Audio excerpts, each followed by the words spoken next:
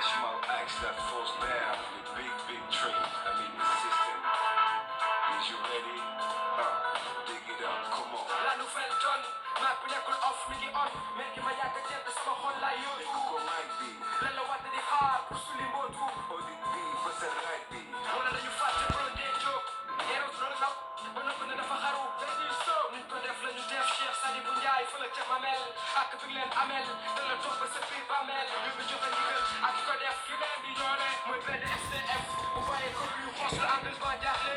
Population bi dañu weere woon ñu ma toog ñu xoole. Ndax ñooñu laakaar seen traite di fendi. Dañu wër na jibal coow, ba mel ni bëy buñ tëral. Di ko waate rendi, ndax Sénégal lañ doon faytal. Ba ñu fal, far leen fakkatal. Ku mel ni Moustapha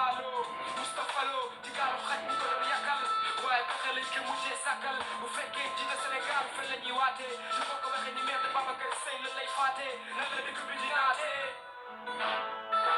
Maa bi laay nëb na cëpp biir tribunal. Li ci sama braquet saw seen kaw code pénal. Faale ma sàmme du malaat camp pénal. Maa bi laay nëb yow maa bi laay nëb yow. Maa bi laay nëb na cëpp biir tribunal. Li ci sama braquet saw seen kaw code pénal. Faale ma sàmme du malaat camp pénal. Maa bi laay nëb tey tribunal day nëb. Ay yow maa bi laay nëb na cëpp biir cour de la haine. Faale ma puut ba fa nekk ndax moom tamit. Bu fi kenn jéem a wutal sa bopp alibi. Ndax corruption bi yemoon ci alkaati bi taxaw ci tali bi. Ay juge ki magistrat ngay gis. Biir tribunal ñu violé code pénal. Ndax xaalis charte amatul ndax bëre bu attekaay ñu fay isaab. Ci koppar la ñu baade. Loo ci gis Sénégal di gën di tardé. Droit de l'homme fu ñuy taxaw di dox fa la yem. Xoolal problème bi fi amoon ci Mimran ak Sud FM. Loolu mooy firndeel ne waa tribunal charte tuddub jën la ñuy dawal. Dañ leen di géewal kopp sa morom doole pons géewal. Ki caabi féete ginnaaw te yëgul tinul loo wax ci kaawam. Code pénal kon code bi yóbbu ma ci sama braquet ma saw ci kawam. Maa bi laay nëb na cëpp biir tribunal. Li ci sama braquet saw seen kaw code pénal. Faale ma sànni doo malaat camp pénal. Maa bi laay nëb yow maa bi laay nëb yow. Maa bi laay nëb na cëpp biir tribunal. Li ci sama braquet saw seen kaw code pénal. Faale ma sànni doo malaat camp pénal. Maa bi laay nëb tey tribunal day nëb. Becco nag ci la charte humaine taraf laayoo. Fàtte ne gernoo ci wax tey bu subaa di ko layoo. Ñu dëkk ci jalkatu résolution yi jàppee seen bopp comme maître. Ñaata crime contre l'humanité lañu commettre. ci not doomu aadama la Amérique ak Israël dëkk. Occidentaux yi di leen défendre pour des intérêts économiques. fuñ ko wekk chaque seconde ñu manque de considération le pays du tiers monde. Le droit de l'homme di jëriñ. Nique la justice, y'a que Dieu qui peut nous juger. moom mi la ki sàkkoon le tribunal xajamal. yonentam juge ak magistrat yëkkati paaka jox xaalis na ko dëkk ngoog jamal. donc kaa sigi ki ñu war na dund seeni article dañ kaa tere sigi. Yeah, now you know, nigga. This is it for the schizo. Come on.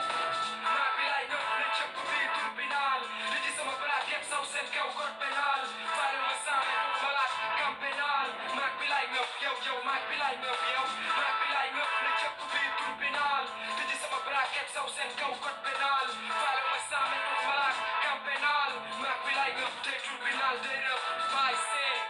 alias Gaston. bàyyi ko ñu xoslu ànd ba jaaxle. One love and the shaft. Ama Job, Pafati, Babs. Never mind Babs. Chef Tangu Kagu.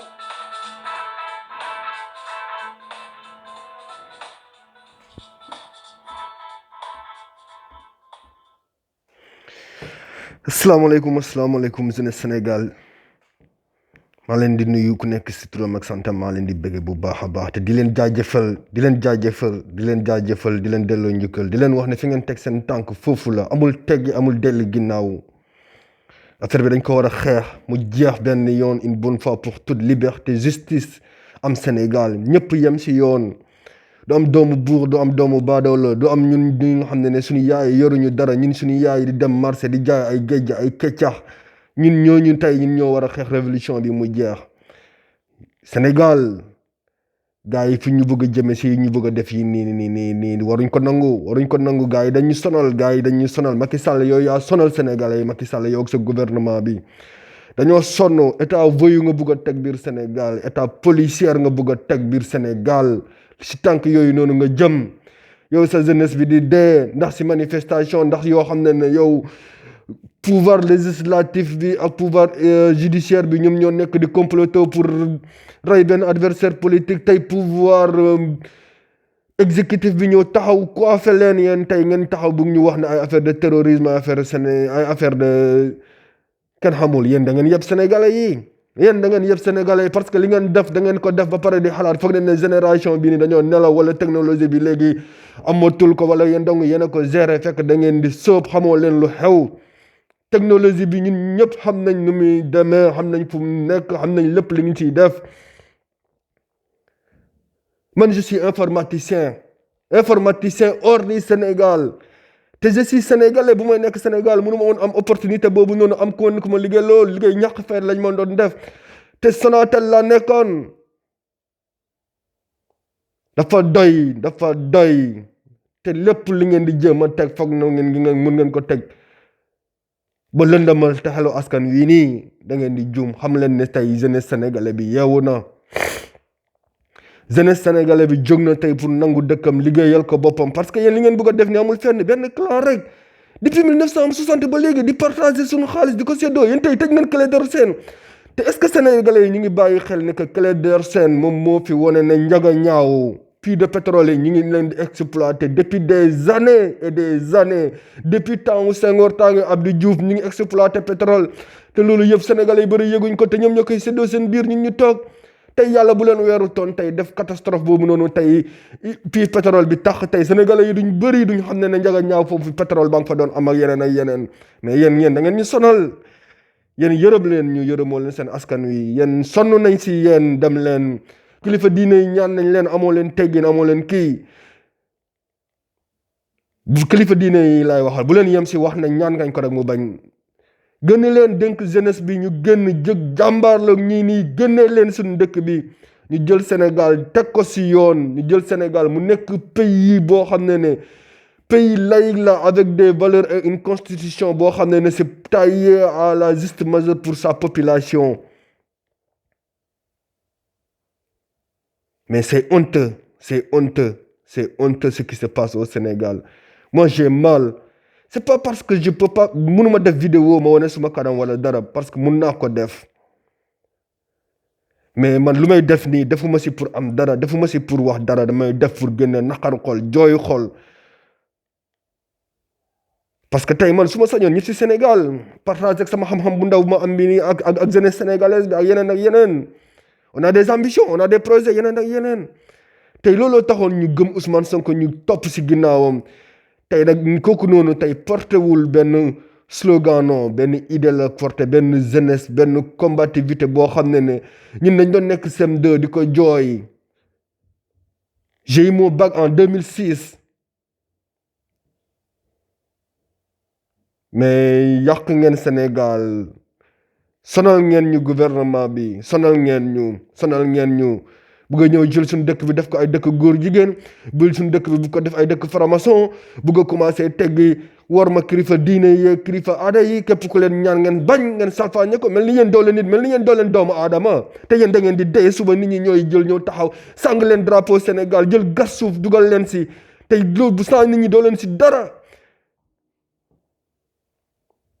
te da ngeen ñu yëpp Antoine Félix ñàkk jom un jeune comme toi vendu de corps en âme ngay toog di menacer sénégalais di leen wax ay affaire de terroriste ay kenn xamul mais non où sont nos intellectuels ana honnêteté intellectuelle bu ñu doon wax Sénégal ana honnêteté intellectuelle bu nekkoon ci Cheikh Anta Diop tax mu nekk moom dong benn scientifique contre tous les scientifiques du monde pour découvrir et démontrer que l'être humain vient du noir, que le berceau de l'Afrique est l'humanité avec ses expériences avec le carbone 14 tey ana ñoo intellectuels yi mel noonu amatuñ ko tey parce que ñëpp ay intellectuels vendus lañu am ay intellectuels yoo xam ne défendent leurs propres intérêts ay intellectuels yoo xam ne soo waxee ñu naan oui je suis consultant expert soo waxee ñu rulle benn français ñaari français di ñàkk fayda di ñu jaay xam-xam fekk xamu leen dara gisu leen dara moomu leen ñu gënoo leen ñu yeewu gënoo leen ñu xam yoon gënoo leen ñu xam loolu la dëkk bi di laaj fu mu nekk nii Macky Sall nag yàgg na bugg def lii Sénégal mais da ko doon def étape par étape sénégalais yi man maa leen ko wax moment bii ngeen am pour am seen liberté moment bii nii lañ koy xeex mu jeex ba faw parce que Macky Sall su nouvel ordre mondial bii mu ñu jëmee loolu lay jëmee nappee sénégalais yi parce que sénégalais yi bu leen nelaw bu leen doon def yeewu leen tuuti tout ça a été bien orchestré tout ça pour jéem ñu basculer dans un état de policière boo xam ne tey yow sa askan benn nit ñaari nit rek waxuma la loolu benn nit rek bu dee ci manifestation yow président de la république nga war a génn baalu ñëpp naqarlu ko mais tey dafoo ko nga yónni sa ministre de l'intérieur pour wane ne que ne voilà force reste à la loi non force reste au peuple sénégalais au digne fils du Sénégal yow Macky laal nga laalaakee yàgg nga foo xam ne waroo foon yàgg jeunesse sénégalais kaddu yu ma leen di wax ni moom le combat continue la résistance continue te bés bu ñu waree wane suñ kanam ñu xam ne amatuñ dara luñ siy perte lépp leer na dinañ ko def filmer suñ bopp wane ni ñuy jógee Europe di ñib si Sénégal filmer suñ bopp wane ni ñuy jógee Europe di wàcc biir aéroport Sénégal filmer suñ bopp wane fu ñuy dellu si suñu njaboot filmer suñ bopp wane suñu projet yi ñuy def si suñu vie filmer suñ bopp wane nu ñuy jaaralee dëkk bi si yoon filmer suñ bopp wane ne que ne mun nañ créer leneen ak leneen pour jeunesse bi embaucher jeunesse bi liggéey ñu def suñ participation bi état yu jàppale ñu ñuy liggéey Sénégal à moins de 5 ans Sénégal jëm kanam ñu teg ay loi yoo xam ne moom moo ñu arrangé après teg constitution boo xam ne dafay méngoog diine muy diine chrétien bi muy diine islam bi ku nekk ñu am si luñ ci jël ñu tekk mu doon suñu charte constitution ñu respecté loolu ak si suñuy code de la famille sinon fuñ jëm nii c'est fini lu maam Serigne Touba xeexoon ñu jël ko yóbbu ko ba Gabon exilé ko tàggale ko ak njabootam tey defar na ay taalibe lu mot 16 millions taalibe tey wala lu ëpp 16 millions taalibe si à travers le monde ay millions doomu aadama tey xeex boobu Serigne Touba defoon tey am nañ occasion boobu noonu pour xeex ko wane ne ko ne li nga xeexoon nii dëggal la xeex bu Cheikh Omar Foutiyou Tall defoon ak ñoom ba disparaître si montagne Bandiagara yi tey jot nañu woon ne ko sët yooyu noonu tey màgg nañ Aline Sitoé Diatta doom yi mu jur yooyu noonu ñu am yeneen doom ñu am yeneen sët tey màgg nañ te fas yéene nañ jàkkaarloog yéen ñi ñu nekk jël seen di naan seen deretu askan wi yéen ñi ñu jàppee seen mbaam yéen ñi ñu jàppee seen lu leen neex yéen yëgoo leen xamoo leen dara fuy métti si Sénégal ay médias corrompus Youssou Ndour moo gën a bon si kuy bon Sénégal fii la jël xaalisu marale yaa Sénégal bi États-Unis ñëw campagne de vaccination jënd si ay moustiquaires ba pare obligé lebal xaalis sénégalais te xaalis boobu xaalisu sénégalais la woon campagne malaria bi la Assane Diouf wax na ko waxati ko nit ñi wax nañ ay kii dafa soxor ngeen ba soo waxee Sénégal si benn nit bu ñu xaw a jox daraja dañu ne kii dafa soxor kii lu mu amul non fuck Youssou Ndour we don't give a fuck about Youssou Ndour t'es un porteur de voix qui dit que tu fais partie des 50 plus influents au monde ou bien 100 personnes mais tu l'utilises à travers d'autres choses ay choses de miraille vert nga def intervention taxaw sa Facebook YouTube di wax lan nga xam ne am nga na xaalis bu siy génn lan campagne électorale jot nga bàyyi askan wi ànd ak président Macky Sall mi nga xam ne salfaane ne lépp lu nekk biir Sénégal nga topp di ko woyal naan ko buur gedday nee naa ne tey sa askan wi lu ma tey ñetti nit tey dee ndax dëkk bi ñu métti ndax injustice bi ñuy def Sénégal waxoo xam nga lu tax doo wax parce que doo wax gis nga sa goro bi deful sax 6 mois prison xaw ma 8 mois on a prison te association de malfaiteurs lañ ko def ba pare utiliser drogue dure ba pare utiliser suñ police mais non mais sénégalais yeewu leen sénégalais yi yeewu jot na yeewu dafa jot ni ko Ousmane Sonko waxee nañ ko rey nañ ko filmer def ko taatu neen nañ ko filmer muy tëdd ak fukki jigéen muy def gang bang xam ngeen gang bang nañ ko filmer muy def gang bang ak 10 000 Adji Sarr ak 10 000 ñeneen ak ñeneen ñun loolu duñu convaincre parce que yàlla kat may nañu xel ak xalaat Les Sénégalais, il faut que nous ne soyons pas des bêtes d'émotion ou des bêtes de choses. C'est ce qui se passe, ça se passe à travers, sous nos yeux. Ñu toog di ko xool di ko seetaan injustice boobu noonu ñu nar ko teg si benn doomu aadama te son seul délit c'est d'avoir l'ambition de vouloir aider les Sénégalais gouverner ce pays si dëgg ak yoon ak yërmande ñu ne di ko fi amee lu nekk ñu teg ko tey xam nga ne tey problème de viol bi mais tey su nekk Ousmane Sonko dafa sàcc xaalis wala mu am leneen loo xam ne si nguur gi la ko jëlee yàgg na teg nañ ko côté mais tey wër nañ fépp amuñu lu ñu def tey suñu naan si problème mœurs lañ koy wax ne Sénégalais bés bu jotee dinañ dindi masque dindi lépp taxaw wax ñu infidèle ñu nekk Sénégal ministre yeeg député yi président yi dem si directeur société yi dem si directrice société yi yu am jëkkër am far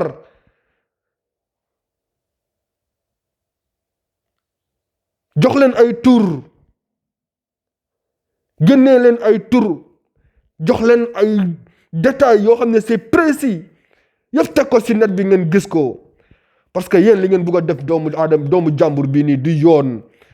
parce que lu tax baadoola warul tekki Sénégal baadoola warul jóge ab Casamance wala Bignona wala jóge ab Kahone wala baadoola jóge Kaolack wala baadoola jóge ab Koungheul wala baadoola jóge fenn gëm ne man kat baadoola laa amuma bon amuma dara waaye yar nañ ma si yar boo xam ne kat dañ na ma bul jëlloo moomul te lépp looy def lu nekk nag si xool sa diggante ak boroom parce que munoo dund ba doo dee wala doo dem sa bàmmeel te say jëfal la si fekk. Vous pensez que nous dañoo foog ne nit kii nii Ousmane Sonko kii extraterrestre la wala jëla wala ange la wala non nit kese la mun na juum mun na def erreur mais au moins si lu ñëpp bokk il est transparent dessus si lu ñëpp bokk du ko salfaañee si ñu lu ñëpp bokk da koy jaral xeex si ñu lu ñëpp bokk da koy jaral wax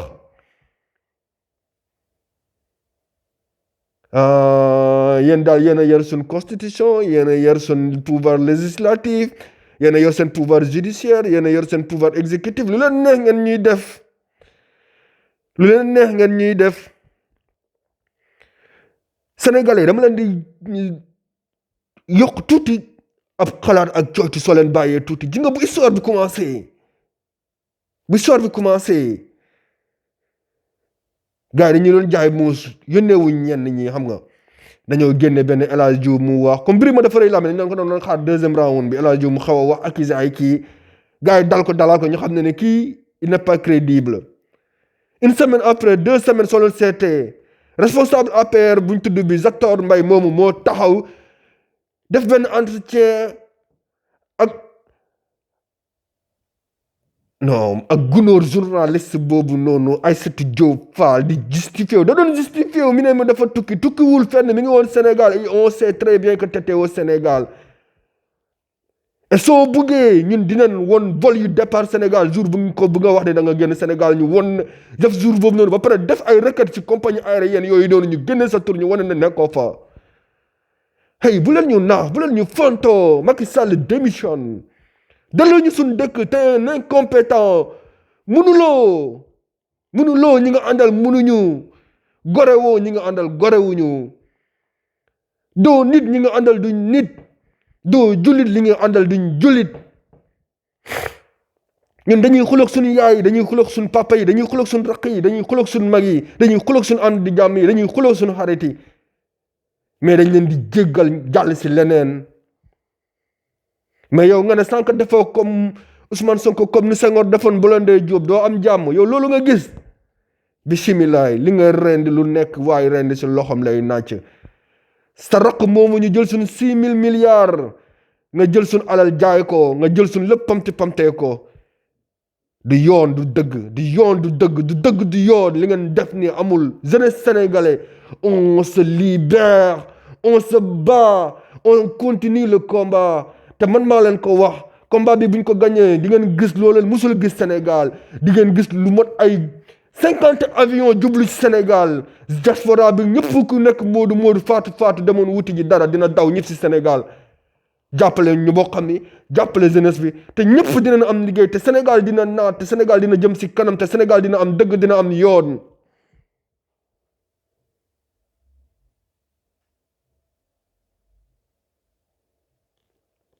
Macky Sall doit être traduit à la CPI, Cour pénale internationale, pour haute trahison envers sa nation. Le ministre de l'Intérieur aussi doit être pareil, traduit au CPI. Le président de l'Assemblée nationale, ñëpp. Mais yéen da ngeen ñu yeb yéen da ngeen ñu yeb yéen da ngeen ñu yeb yéen da ngeen yéen ban dictature ngeen bugg a teg Sénégal allahu akbar yal na ñu yàlla musal si yéen. yal na ñu yàlla musal si yéen yal na ñu yàlla musal si yéen yal na ñu yàlla musal si ñu bon yal na ñu yàlla musal si franc-maçon yii nii. yal na ñu yàlla musal si yéen ñi fi nekkoon di wax Sénégal di kaas di kii yëpp soo leen bàyyee xel tuuti Sénégal. Ahmed Khalifa Niass wax na ko fi nit ñi naan dafa caalit ak dafa kii Sidi Lamine Niass état bi moo ko sacrifié Sidi Lamine Niass état bi moo ko sacrifié xam nga ne tey bu fi nekkoon ba léegi li ñuy def nii du am sax ñaari fan mu kalaate leen mais tey ay TFM ay 2STV ñooñu tey nga jël tey teg ko ñuy xeex askan bi ay RTS ñuy lëndama askan wi man suma frère gendarme la mi ngi si casque bleu yi tey nekkul Sénégal di défendre drapeau Sénégal mi ngi si casque bleu yi ngeen jël ko yóbbu ko sandi ko feneen pour dëkk beneen intérêt ak intérêt France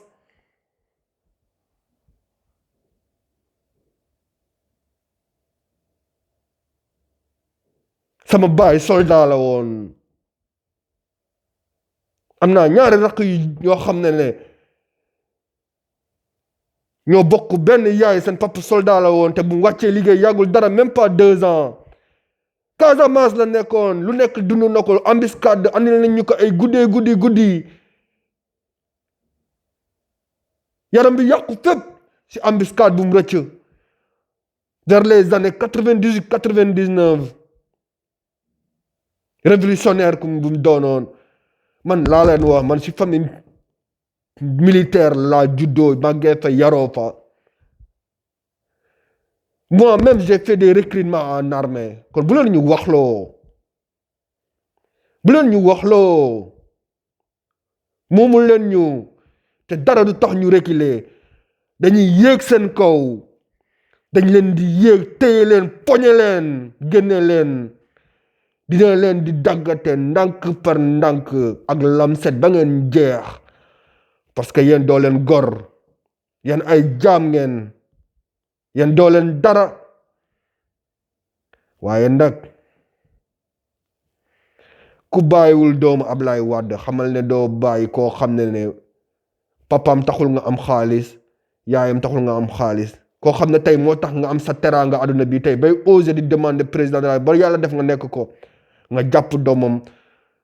toroxal ko salfaane ko exilé ko Sénégal yi dañuy wax rek soo ñëwee ay ñoom doomi xaraam yi mel ne ay ndoy band ngeen baal ma si kàddu yi waa TFM ay Bouba Ndour ay Birima ngeen baal ma ay Sarr Faye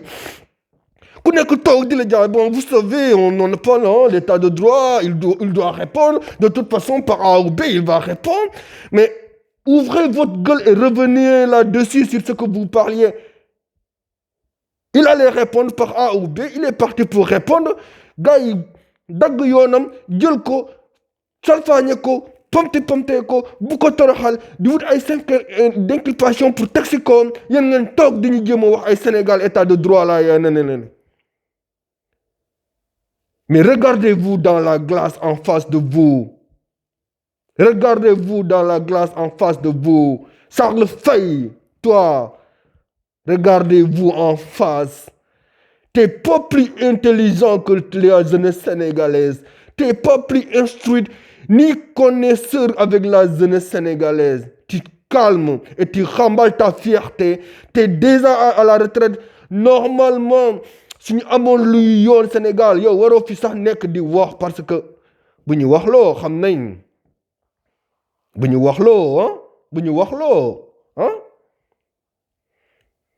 waxloo ñun xam nañ Cap-Verdien yu jóge Cap-Vert wàcc Sénégal bu ñu waxloo ah voilà kon na nga tëj sa làmmiñ bi te nga wax jeunesse bi dëgg su nekkee da nga bëgg a conscientiser jeunesse bi wax leen fu la Bouba Ndour bu ñu fontoo what the fuck man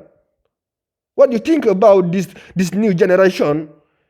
you think you are more than clever this new generation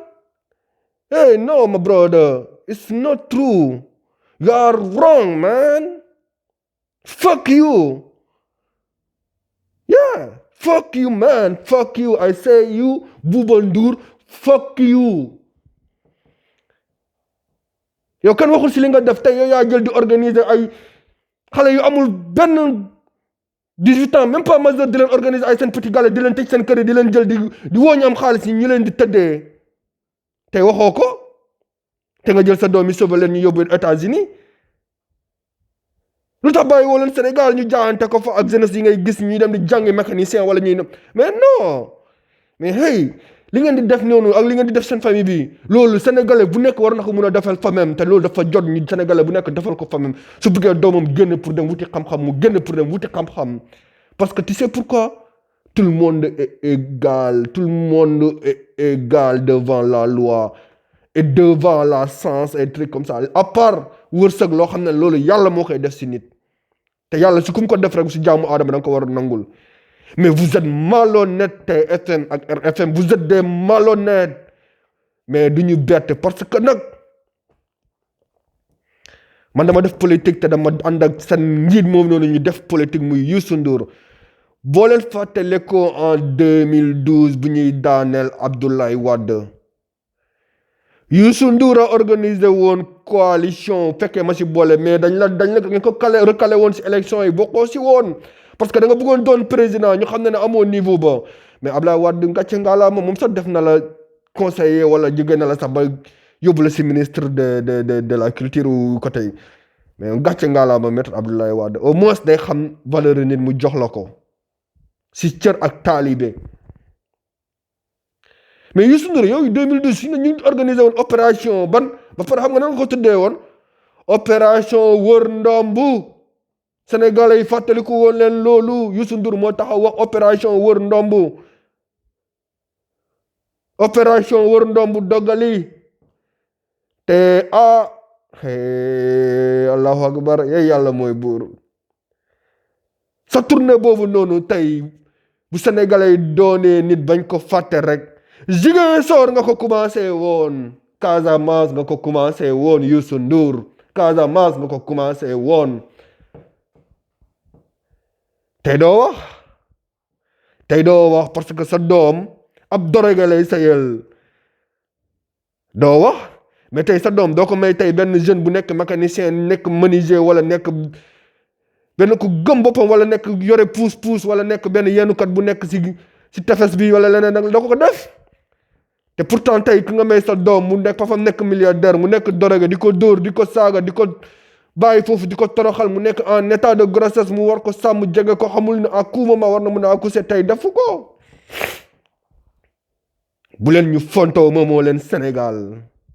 Sénégal ñun ñëpp ñoo ko bokk Macky Sall min komi pullo ko Fouta mi jeeya Kanel kono ka biddo lamde ko min wima noon Macky Sall an ka biddo lamde min wima noon komi jeeya ko Fouta Macky Sall a mojjani Macky Sall a dañani hakkille Macky Sall ka traître Macky Sall t'as une philosophie comme disent mes ancêtres Peul mu suusaani bone laamataa ko ok on va te répondre en te disant que ok nous on connaît déjà ce combat de petite survie du jour au quotidien de la population sénégalaise et de la jeunesse sénégalaise. Macky Sall, on veut ta démission.